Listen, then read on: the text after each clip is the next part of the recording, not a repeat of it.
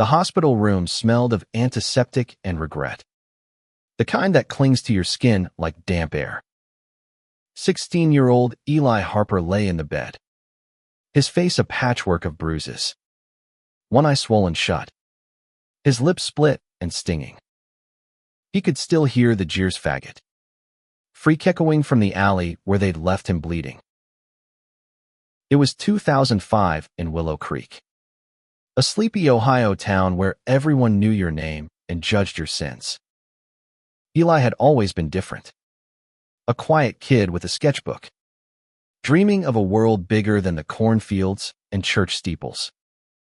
But that night, his secret, his love for a boy named Caleb, had been ripped from the shadows and beaten into the open by a group of classmates who'd caught them holding hands behind the bleachers.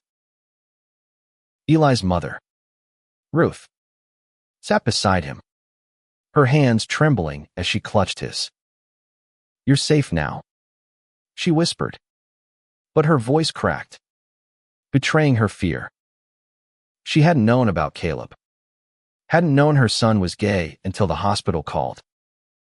The shame in her eyes hurt almost as much as the bruises. Willow Creek wasn't kind to people like Eli. It was a place where different was a curse, and the town's moral compass pointed firmly toward tradition. Eli had learned that lesson the hard way.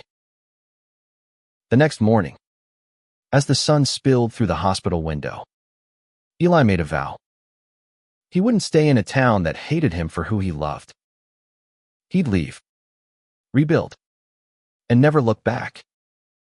But promises made at 16 are fragile, and Eli's heart was already scarred with a truth he couldn't yet name. You can't outrun your roots. Eli's recovery was slow, not just in body but in spirit. The hospital released him after a week, but Willow Creek felt like a prison. At school, whispers followed him down the halls. Teachers looked away, their silence louder than the taunts. Caleb, terrified and closeted, stopped speaking to him. The betrayal stung worse than the fists had. Eli's sketchbook, once filled with vibrant landscapes, now held jagged lines and dark smudge sangers spilling onto the page. Ruth tried to help, but her love was tangled in confusion. She'd grown up in Willow Creek, raised on sermons that called homosexuality a sin. She didn't understand Eli. Not yet. But she couldn't bear to see him hurt again. One night, she found him staring at a bus ticket to Chicago, bought with money he'd saved from odd jobs. "You're too young," she pleaded. "This town, it'll change. Give it time." Time. Eli's voice was sharp, his green eyes blazing. "They almost killed me, Mom. They won't change." He left that summer, a backpack slung over his shoulder, his heart heavy with both grief and hope. Chicago was a Biakona city where he could be himself without fear. Or so he thought. In Chicago, Eli found freedom but also struggle. The city was vast, its pulse overwhelming for a small-town kid. He crashed on couches, worked dead-end jobs, and learned to navigate a world that didn't care about his past. At 18, he enrolled in community college, majoring in art. His sketches evolved, capturing the raw beauty of city life: drag queens laughing in bars, couples kissing under streetlights, the skyline glowing against the night. He found a community, friends who saw him, not just his scars. But Willow Creek lingered in his dreams. He'd see Caleb's face, hear his mother's voice, feel the cold pavement of that alley. The pain was a shadow he couldn't shake. One night, at a queer art showcase, he met Lena, a photographer with a sharp wit and a kind heart. She saw his work canvases filled with vibrant defiance and pushed him to tell his story. "Your art's powerful because it's honest," She said, "Don't hide where you came from. Use it." Eli hesitated. Willow Creek was a wound he'd bandaged. Not healed. But Lena's words stuck. He began painting his past bruises and all. His work caught attention. First in small galleries, then in bigger ones. By 24, Eli Harper was a rising star in Chicago's art scene. His pieces a raw blend of pain and hope. Critics called him a voice for the silenced. But he still felt like that scared kid from Ohio. Back in Willow Creek, time hadn't softened the town's edges. The same families still filled the pews. The same gossip still fueled diner conversations. But cracks were forming. A new generation was growing up. Kids who questioned the old rules. Caleb, now a teacher at the high school, was one of them. He'd stayed closeted, married a woman to fit in. But the guilt of abandoning Eli gnawed at him. When news of Eli's success reached Willow Creek, it stirred something pride in some, shame in others. Eli's paintings were more than art. They were a mirror. One piece, left bleeding, depicted a boy curled in an alley, surrounded by faceless figures. It went viral online, sparking debates about small-town prejudice. Willow Creek's name came up in the comments. People started asking questions. The town squirmed under the scrutiny.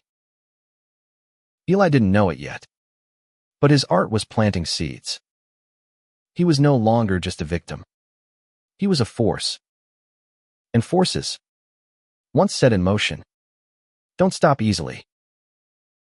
In Chicago, Eli's life was a whirlwind of color and chaos. His apartment, a cramped loft in Wicker Park, overflowed with canvases, each one a piece of his soul. He'd wake at dawn, paint until his hands ached, then head to his part-time job at a coffee shop. The routine grounded him, but his art was his escape. Lena, now his closest friend, was relentless in her support. "You're not just painting for you," she'd say, snapping photos of his work. "You're painting for every kid like you." Eli's latest piece, Shades of Willow, was his most personal yet. It showed a boy standing at a crossroads. One path leading to a glowing city, the other to a shadowed town. The boy's face was half hidden, torn between fear and defiance. When it debuted at a gallery, the room fell silent. A critic from the Chicago Tribune called it a haunting meditation on identity and exile. Eli read the review, his heart pounding. He was being seen, truly seen, for the first time. But success didn't erase the past. At night, alone, Eli would scroll through old photos of him and Caleb at 15, laughing by the river, before everything broke.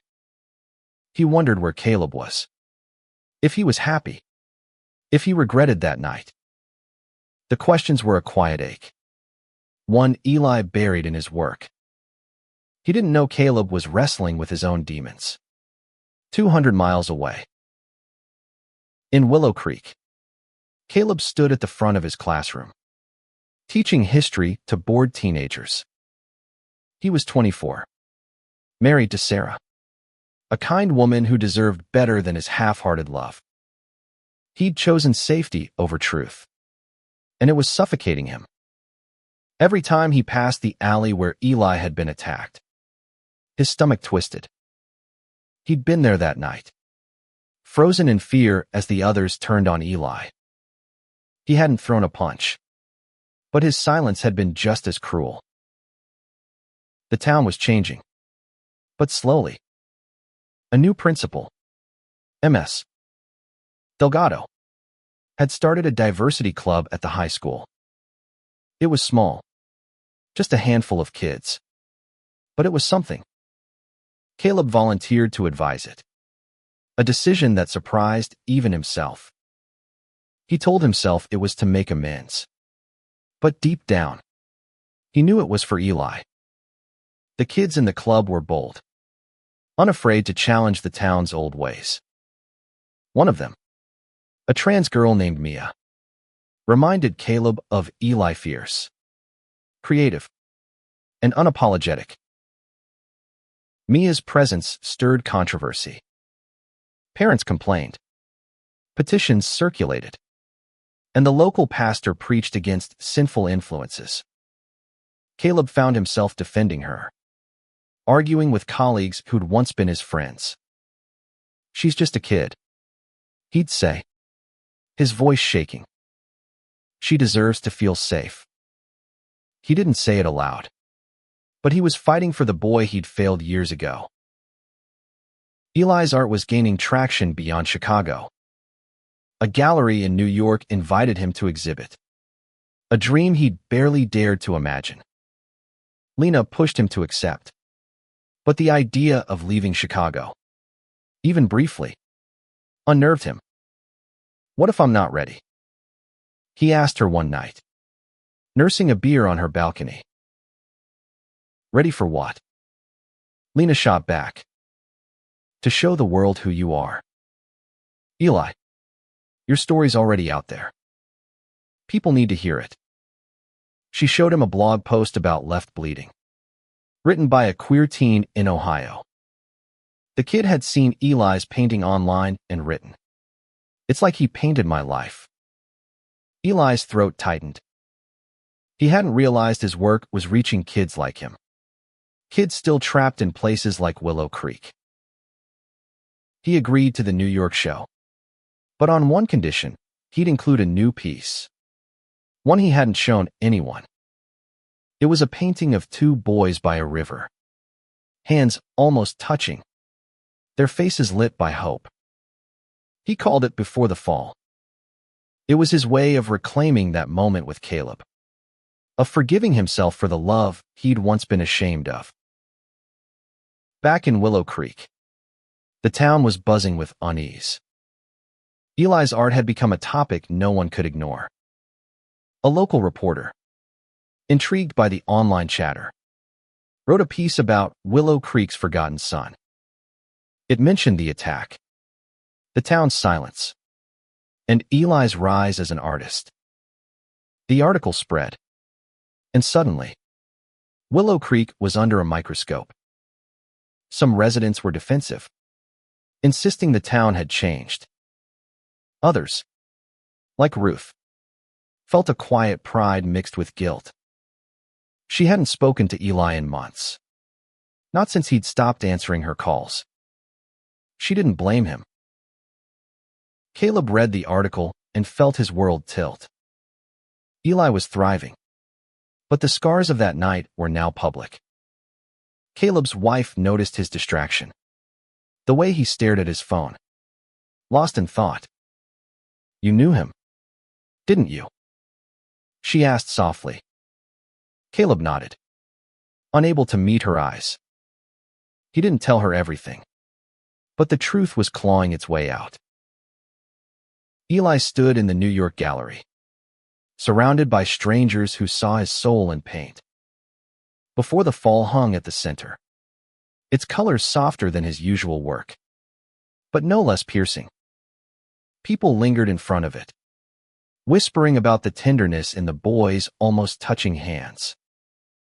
Eli overheard a woman say, "It's like they're afraid to love, but they can't help it." He turned away, his chest tight. She was right. The show was a success, with articles calling Eli a prodigy of pain and redemption. But the praise felt hollow. He kept thinking of Willow Creek, of the people who'd turned away when he needed them most. Lena noticed his mood and pulled him aside. "You're carrying that town with you," she said. "Maybe it's time to go back." "Go back?" Eli laughed bitterly. "Why?" "So they can finish what they started." But her words lingered. He'd spent years running from Willow Creek, but it was still part of him. Maybe confronting it was the only way to move forward. In Willow Creek, the Diversity Club was gaining momentum. Mia and her friends organized a pride event. A small one. Just a picnic in the park. Caleb helped, though he stayed in the background, still afraid of being seen. The event drew a crowd, some supportive, others hostile. A group of parents showed up, led by a man named Tom, who'd been one of Eli's attackers years ago. Tom shouted about protecting family values, his face red with anger. Caleb stepped forward, heart pounding, and said, "This is about kids feeling safe. Isn't that a family value?" The crowd went quiet. Tom stormed off, but the moment felt like a small victory. Caleb started to see the town differently, not as a monolith of hate, but as a place where change was possible, if only in fragments. He began talking to Mia about Eli, sharing bits of their story. "He was brave," Caleb said, his voice low. "Braver than I was." Mia looked at him, her eyes sharp. "You can still be brave, Mr. Carter." Her words hit hard. Caleb hadn't told anyone he was gay, not even Sarah. But the lie was heavy, and he was tired of carrying it. Eli booked a flight to Ohio. He told himself it was for closure, not forgiveness. He wanted to see the alley, the school, the river, places that had shaped him, for better or worse. Lena insisted on coming, saying she'd document the trip for a new project. "This isn't just your story," she said. "It's bigger than you." They arrived in Willow Creek on a crisp fall day, the air sharp with the scent of leaves. Eli felt like a ghost, walking streets that hadn't changed in a decade. He passed the diner where he'd once worked, the church where he'd been taught to hate himself. Memories flooded back, each one a blade. Lena squeezed his hand. "You're not that kid anymore," she said. "You're stronger than this place." They stopped at the high school, where the Pride picnic was happening. Eli hadn't planned to go, but Lena nudged him forward. The park was small, with a handful of rainbow flags fluttering in the breeze. Kids laughed, parents milled about, and a few protesters stood on the sidelines, holding signs. Eli's heart raced. He recognized one of them, Tom. Older now, but unmistakable. Before he could turn away, Mia spotted him. "You're Eli Harper, aren't you?"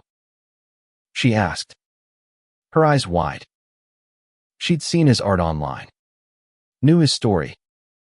"You're why we're doing this." Eli froze, overwhelmed. He hadn't expected to be a symbol. Not here. Caleb was at the picnic, handing out water bottles, when he saw Eli. Time stopped. Eli looked different, taller, more confident, but his green eyes were the same, still carrying that spark of defiance. Caleb wanted to run, to hide, but his feet moved toward Eli instead. "Hey," he said, his voice barely a whisper. Eli's face hardened. "Hey." The word was cold, but beneath it was a storm of emotions: anger, hurt, and something softer, buried deep. Lena stepped back, giving them space. The air between them crackled with everything unsaid. "I'm sorry," Caleb said, his voice breaking. "For that night. For everything." Eli didn't respond, but his eyes softened, just for a moment. It wasn't forgiveness. Not yet. but it was a start. The picnic stretched into the afternoon, a fragile bubble of hope in Willow Creek's tense air. Eli stood on the sidelines, watching kids like Mia laugh and share stories. Their courage a stark contrast to the fear he'd felt at their age. Caleb lingered nearby, his presence a quiet weight. Eli wasn't ready to talk. Not really. But Caleb's apology had cracked something open a door he'd thought was locked forever. Lena, ever the observer, snapped photos, capturing the raw energy of the moment. "This is history," she whispered to Eli. "You being here, it's changing things." Eli didn't fully believe her, but he saw the way people looked at him, some with curiosity, others with shame. Word had spread that the artist who'd painted Left Bleeding was back, and the town was grappling with its reflection. That night, Eli and Lena stayed at a local motel. He couldn't sleep, his mind replaying Caleb's words. The picnic, the faces in the crowd. He pulled out his sketchbook and drew a rough outline of the park, with Mia at the center, her smile defiant. He titled it Seeds of Change. It felt like a promise, not just to himself, but to every kid who felt trapped in a place like this. Caleb went home to Sarah, his heart a tangle of guilt and hope. He'd seen Eli, spoken to him, and it had stirred something he'd buried for years. That night, he told Sarah the truth. "I'm gay," he said, the words spilling out like a dam breaking. "I've always been. I didn't know how to live with it here." Sarah's face crumpled, but she didn't yell. She listened, her silence heavy but kind. "I wish you'd told me sooner," she said, "but I'm glad you're telling me now." The next morning, Caleb went to the school early. He found Ms. Delgado and told her he wanted to expand the diversity club, make it a safe space for every kid who felt different. "I'm done hiding," he said, his voice steady for the first time in years. "Ms. Delgado nodded, her eyes warm. "Let's do it together." Eli agreed to meet Caleb for coffee at the diner, a neutral ground. The place was nearly empty, the morning rush over. They sat in a corner booth, the air thick with history. Caleb spoke first, his words careful. "I never stopped thinking about you," he said. "What I did or didn't do it's haunted me." Eli listened, his fingers tracing the rim of his mug. He wanted to be angry, to hold on to the hurt. But Caleb's honesty disarmed him. "I loved you," Eli said finally, his voice low. "And you let me face that alone." Caleb flinched, but he didn't look away. "I know," he said. "I was scared. That's not an excuse, but it's the truth." They talked for hours, peeling back layers of pain and regret. It wasn't a reconciliation. Not yet. But it was a beginning. Eli left the diner with a strange lightness. He wasn't sure if he could forgive Caleb, but he felt unburdened, like he'd reclaimed a piece of himself. Lena was waiting outside, her camera slung over her shoulder. "How'd it go?" she asked. Eli shrugged, a small smile breaking through.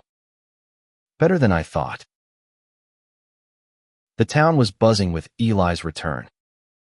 The local paper ran another story, this time about the Pride picnic and Eli's presence. It quoted Mia, who called him a hero for people like us. The article sparked heated debates at the diner, the church, the school board. Some residents doubled down, insisting Willow Creek didn't need to change. Others, especially the younger ones, pushed back. A petition started circulating, calling for an apology from the town to Eli for the attack years ago. Ruth saw the article and cried. She hadn't seen Eli yet, too afraid he'd reject her. But she went to the motel, her hands shaking as she knocked on his door. When he opened it, she didn't speak, just pulled him into a hug. "I'm so proud of you," she whispered. "And I'm so sorry." Eli held her, tears burning his eyes. It was the first time he felt like he could come home. Eli's return to Willow Creek was a spark, igniting conversations the town had avoided for years. The petition for an apology gained traction, led by Mia and her friends. They stood outside the town hall, holding signs that read, "Love is not a sin," and "Apologize to Eli." The sight of teenagers fighting for him shook Eli. He'd spent so long feeling invisible here, but now he was a catalyst.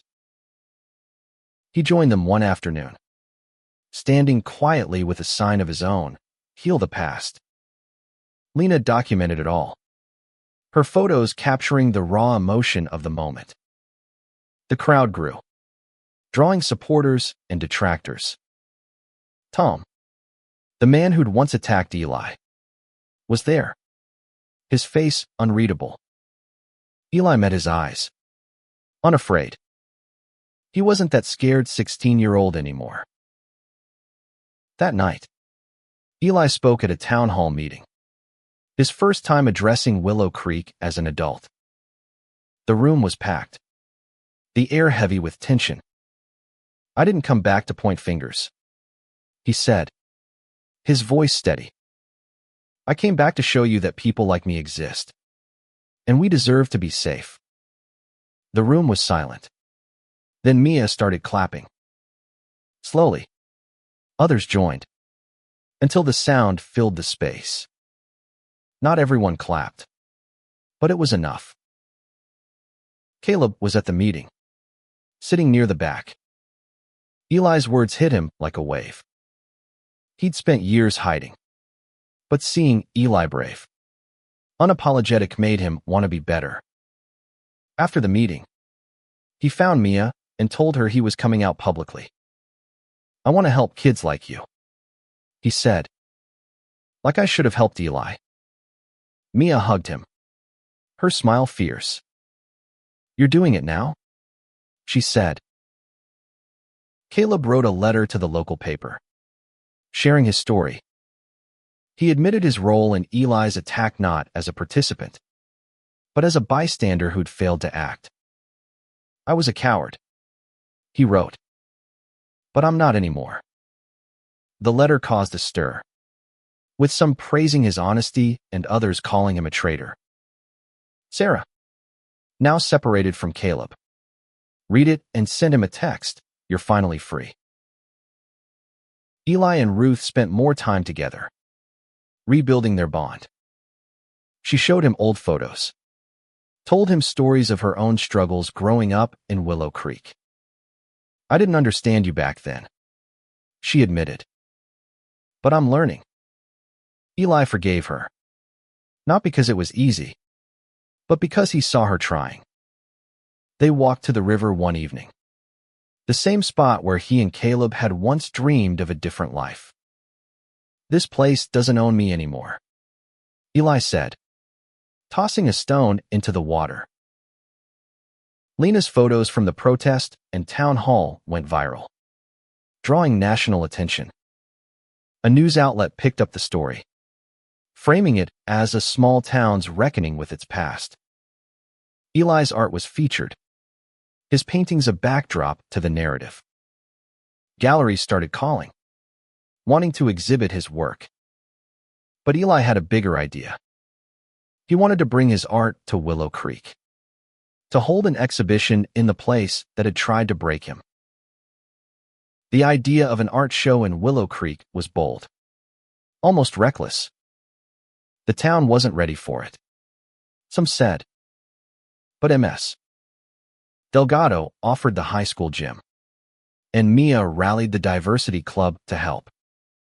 Eli worked tirelessly, selecting pieces that told his story from left bleeding to seeds of change. He wanted the town to see itself, to feel the weight of its past and the possibility of its future. Caleb volunteered to help set up, working alongside Eli for the first time in years. They didn't talk much, but the silence was comfortable, a shared understanding growing between them. "I'm proud of you," Caleb said as they hung a painting. Eli nodded, a lump in his throat. "I'm trying to be proud of myself," he replied. The exhibition was set for a Saturday, and Willow Creek braced itself. Some planned to boycott. Others couldn't stay away. Eli didn't know what to expect, but he felt ready. This was his homecoming, not as a victim, but as a survivor. The high school gym was transformed, its walls lined with Eli's paintings, each one a chapter of his life. Left bleeding hung at the entrance, raw and unflinching, while seeds of change glowed near the back, a beacon of hope. The air buzzed with anticipation as people trickled inkeds from the diversity club. Curious locals, even a few reporters. Eli stood at the center, his heart pounding but his head high. This was his truth, laid bare. Mia greeted visitors, her energy infectious. She'd painted a rainbow flag on her cheek, a quiet act of defiance. Ruth was there, her eyes shining with pride. Caleb worked the crowd, handing out programs, his own journey mirrored in the art. When he caught Eli's eye, they shared a notice silent acknowledgement of how far they'd come. Not everyone was supportive. A group of protesters gathered outside, their signs quoting scripture. Tom was among them, his face twisted with anger. But inside, the mood was different. People lingered in front of the paintings, some crying, others whispering to each other. A woman approached Eli, her voice trembling. "I'm sorry," she said. "I didn't know what happened to you back then." Eli nodded, unsure how to respond. Her words were small, but they mattered. The exhibition became a turning point. The local paper ran a front-page story, calling it a mirror for Willow Creek's soul. The petition for an apology grew, now with hundreds of signatures. Ms. Delgado presented it to the town council, demanding a public statement. The council, pressured by the media and the town's younger residents, agreed to hold a special meeting. Eli didn't plan to attend, but Mia convinced him. "You started this," she said. "You need to see it through." The meeting was packed, the air thick with tension. The council president, an older man named Mr. Hargrove, read a statement. "The town of Willow Creek acknowledges the harm done to Eli Harper in 2005. We apologize for our failure to protect him and commit to fostering a more inclusive community." The words were formal, but they hit like a thunderclap. Some clapped. Others sat in stony silence. Eli felt a weight lift, not because the apology erased the past, but because it was a step toward accountability. He glanced at Caleb, who was watching him, eyes full of something unspoken regret. Maybe. Or hope. After the meeting, Eli and Caleb walked to the river, the night cool and quiet. They didn't hold hands, but the space between them felt less like a chasm. "I'm moving to Chicago," Caleb said suddenly. "I need to start over. Figure out who I am." Eli nodded, unsurprised. "You'll like it there," he said. "It's not perfect, but it's free." They talked about the past, about the love they'd shared and the pain that followed. Eli didn't know if they could be friends, let alone more. But he felt a peace he hadn't expected. "You don't owe me anything," he told Caleb. "Just be honest with yourself now." Caleb smiled. A real smile. The kind Eli remembered from years ago. Lena's photos from the exhibition were published in a national magazine, alongside an interview with Eli. The story spread, inspiring other small towns to confront their own histories. Eli's art became a symbol, not just of pain, but of resilience. He returned to Chicago, his heart lighter but still tethered to Willow Creek. He started a new painting, one of a river at dawn, its waters reflecting a new day. Back in Willow Creek, the diversity club grew, and the high school adopted a zero-tolerance policy for bullying. Mia became its president, her voice a force for change. Ruth joined a local PFLAG group, learning to advocate for kids like her son. The town wasn't perfect, but it was trying, and that was enough for now.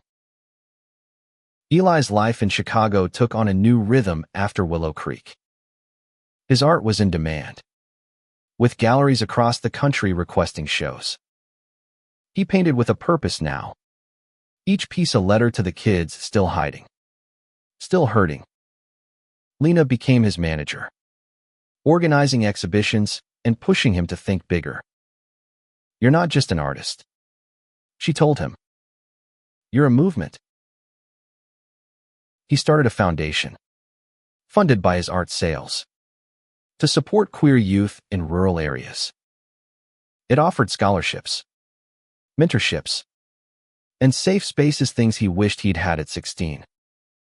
The first grant went to Mia, who used it to start a youth art program in Willow Creek. Eli visited for the launch, watching kids paint their own stories, their faces bright with possibility. He saw himself in them, and it healed something deep inside. Ruth became a regular volunteer, driving kids to meetings when their parents wouldn't. She and Eli talked weekly now, their conversations honest and warm. "You're my hero," she told him once, her voice thick with emotion. Eli laughed, embarrassed, but he felt the truth of it. He'd survived, and that was its own kind of heroism. Caleb settled in Chicago, renting a small apartment not far from Eli's loft. He enrolled in a counseling program, wanting to help kids like Mia navigate their identities. He and Eli met for coffee sometimes, their conversations cautious but kind. There was no rush to define what they were, friends. Maybe. Or something more. For now, it was enough to share space, to heal together. One evening, Caleb showed up at Eli's studio, nervous but determined. "I want to help with your foundation," he said. "I know I can't undo the past, but I want to be part of this." Eli studied him, seeing the boy he'd loved and the man he was becoming. "Okay," he said finally. "Let's do it." They worked side by side, planning a fundraiser that combined art and advocacy. Caleb's honesty about his own journey is fear.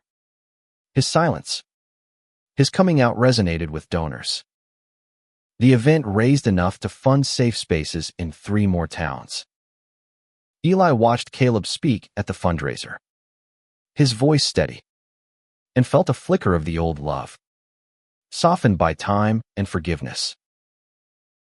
Willow Creek continued to change, slowly but surely. The town council approved a pride festival for the next summer, a first for the county. Mia and her friends were already planning, their excitement contagious. Ms. Delgado pushed for inclusive curricula, and the school board, under pressure, agreed. Even Tom, the former attacker, showed up at a council meeting. Silent, but listening. He didn't apologize. Not yet. But his presence was a start. The national media kept tabs on Willow Creek, calling it the town that apologized. Eli's story inspired others to speak out. And soon, letters poured into his foundation from queer kids across the country. Each one was a reminder of why he kept going. He framed one. From a boy in Kansas, your art made me feel less alone. Eli's next exhibition was in Chicago, a celebration of his journey. He included a new piece, Homecoming, showing a man standing in a field, surrounded by faces, some kind, some cruel, all part of his story. The painting sold for a record amount, the proceeds going to his foundation. At the opening, Caleb stood beside him, their shoulders brushing. You did this, Caleb said softly. Eli shook his head. We did this. The night ended with them on Eli's balcony, the city sparkling below. They didn't talk about the future, but the silence was full of possibility. Eli felt whole, not because the pain was gone, but because he'd turned it into something beautiful. Years passed, and Eli's foundation grew, reaching towns like Willow Creek across the country.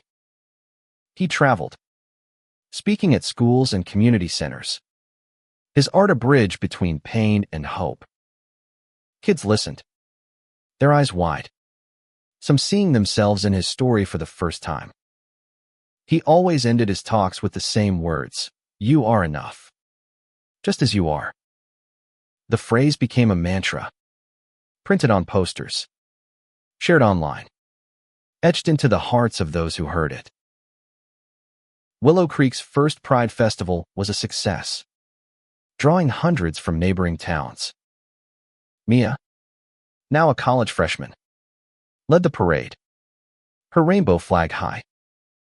Ruth marched beside her, holding a sign that read, Proud Mom. Caleb was there, too, volunteering with the youth group he'd helped start. He and Eli weren't together, not in the way they'd once dreamed, but their bond was deep, built on shared healing and purpose. The town never fully shed its old ways, but it was trying. Tom, the man who'd once hurt Eli, came to the festival, standing quietly at the back. Later, he sent Eli a letter. Short but sincere, I was wrong. I'm sorry. Eli read it, his hand steady, and tucked it away. Forgiveness wasn't easy, but it was possible. Eli's art continued to evolve, each piece a reflection of his growth.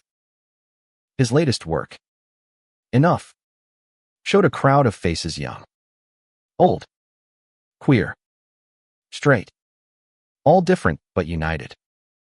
It hung in a museum, a testament to resilience. Critics called it his masterpiece, but Eli didn't care about the praise. He cared about the kids who saw it, the ones who wrote to him saying, I'm still here because of you. He and Caleb stayed close, their lives intertwined through the foundation. They didn't need to be lovers to be family. Ruth visited often, her pride in Eli a quiet, steady light. Lena, ever the visionary, turned their story into a documentary, premiering it at a festival to standing ovations. It ended with Eli's voiceover. I came back to Willow Creek to face my past. I stayed to change its future. One spring, Eli returned to Willow Creek for the anniversary of the Pride Festival. The town looked different now, brighter, softer, like it was waking up. He walked to the river, alone this time, and sat on the bank. The water was calm, reflecting the sky. He thought of the boy he'd been, bleeding and scared, and the man he'd become, whole and unafraid. He pulled out his sketchbook and drew a simple sketch of the river, with two boys sitting side by side, their hands touching. He didn't title it. He didn't need to. It was his story. Their story. The town's story, a story of pain. Yes, but also of love, forgiveness, and the courage to demand better. As the sun set, Eli stood, his heart full. Willow Creek had apologized, not just with words, but with change. And he, left bleeding at 16, had come back and made them see. He wasn't just a survivor. He was a force, a light, a reason to hope. And that was enough.